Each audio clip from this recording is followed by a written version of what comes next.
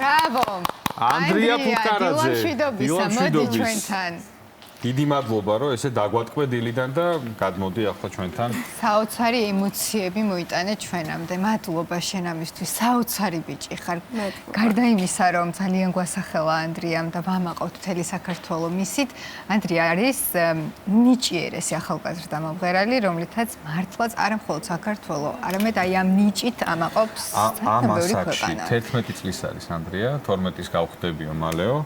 ამასაკში შეგეძლო სამ სიმღერის ასე ემოციურად შესრულება და მთელი ამ გრძნობის ჩადება მართლა ძალიან დიდი ნიჭია და ერთია გქონდეს კარგი ვოკალური მონაცემები და მეორეა შეგეძლო შინაგანად ამ ყოველფრის ასე ემოციურად გადმოტანა მაყურებელს. ამასაკში გასცდე ქვეყნის ფარგლებს, რაც ასევე ძალიან მნიშვნელოვანია და ამაზეც ვისაუბრებთ სულ რამდენიმე წამში. კი ბატონო, მოკლედ 13 დეკემბერს ჩვენი ქვეყანა საბავშვო ევროვიზიას უმასპინძლებს გასულ წელს საბავშვო ევროვიზიის გამარჯვებული, სწორედ ანდრია ფუტკარაძე გახდა, რომელმაც საქართველოს მეოთხე გამარჯვება მოუტანა და ამ შედეგით ჩვენი ქვეყანა კონკურსის რეკორდსმენიც გახდა, რადგან ამ დრომდე არც ერთ სხვა ქვეყანას მსგავსი შედეგი არ ქონია. ანდრია, საომალო გეგმებზე უნდა ვისაუბროთ დღეს, როგორ გრძელდება შენი ცხოვრება ამ გამარჯვების შემდეგ, უკვე თავად უნდა მოგვიყვე ჩვენ და მოვუყვე ჩვენს ტელემაყურებელს. კიდევ ერთხელ ძალიან დიდი მადლობა და მოკლედ დავიწყოთ ამ ძალიან დიდ ღონისძიებაზე საუბარი. რა შეიცვალა ევროვიზიაზე მოპოვებული გამარჯვების შემდეგ შენთვის, როგორც მუსიკოსისთვის? ჩემი ცხოვრება ძალიან შეიცვალა.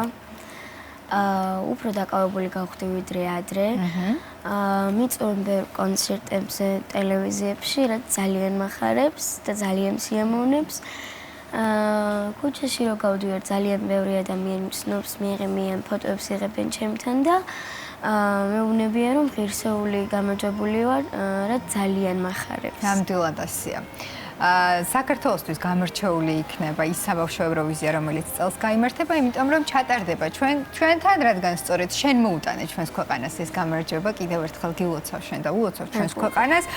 რა მოლოდინები გაქვს, როგორ ელოდები უკვე ამ ევროვიზიას და ვიცი რომ იქ, როდესაც ოფიციალურად გამოცხადდა და ის რომ ჩვენს ქვეყანაში ჩატარდებოდა ევროვიზია, შენ იმყოფებოდი ბაზელში, ხო? მოგვიყევი აი ამ დღის შესახებ. ძალიან კარგი მოლოდინები მაქვს პირველ რიგში. ეხლა ხან დავბრუნდით შვეიცარიიდან, ვიყავით მარიამ შენგელიას საგულშემატკივრად ევროვიზიაზე, მაგრამ გარდა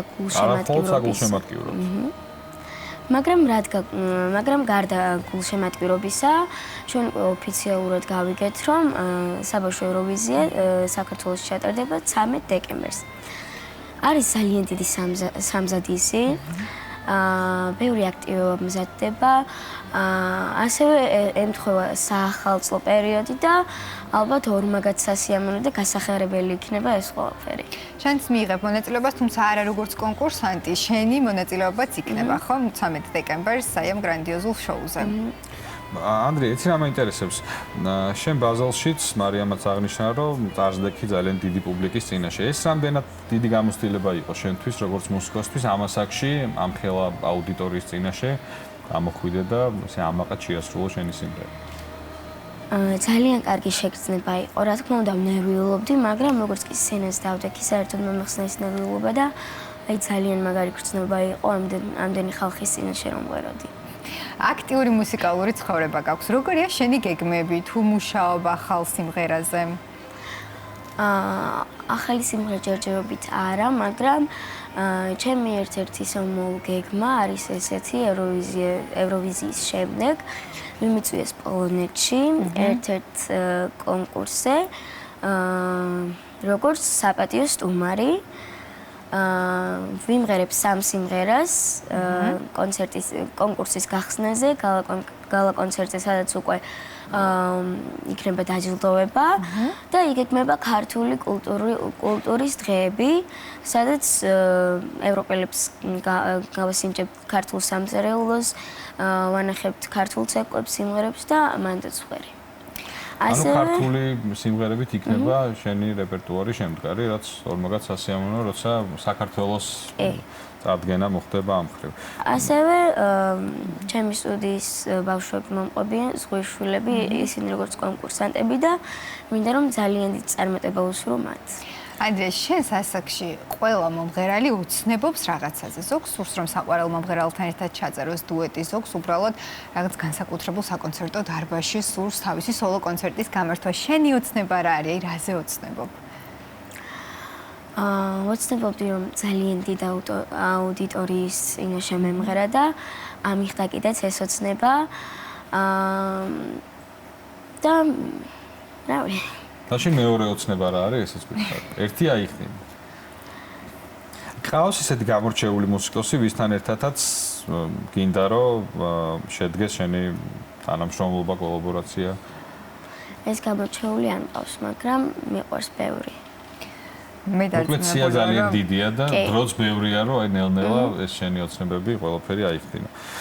მარიამ, ჩვენ კი გვითხრა მოკლედ რომ თავის ამომავალ გეგმებზე, მაგრამ ეს გეგმები არ უკავშირდებოდა ანდრიას მომავალს როგორც კონკურსანტს და როგორც კონკურსანტი სადმე ხო არ გეგმა უახლო ეს პერიოდში წასვლას, რაც შეიძლება რომ შენს გიგულს შემატკივროთ.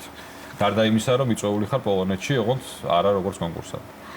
ესე როგორც კონკურსანტი ჯერჯერობით არ ვაპირებ წასვლას. აქ ვჩები და აქ მექნება კონცერტები. თუმცა უკვე ემზადები შენს როგორც სრულიად საქართველოს ევროვიზიისთვის, ბუნებრივად გულშემატკივრავთ ახლა ჩვენს წარმომადგენელს, რომელიც რანინას გამარჯვებული იქნება და ველოდებით დეკემბერს, როცა ეს საოცარი შოუ გაიმართება. მანამდე წარმატებებს გისურვებთ, ვერ გაგიშვებთ ისე რომ კიდევ ერთხელ არ გვიმღეროთ, არ შეასრულოს სიმღერა, ასე რომ გთხოვთ.